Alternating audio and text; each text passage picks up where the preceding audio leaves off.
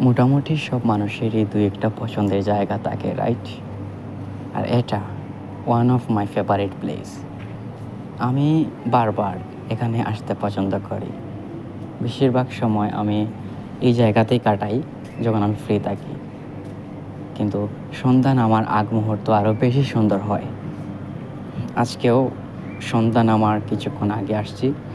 ওই টাইমের ভিউটা অসাধারণ। আমি জানি না কেন বারবার আমার এই জায়গাতেই আসতে ভালো লাগে। I don't know Y. Maybe এটা হইতে পারে প্রকৃতির টান।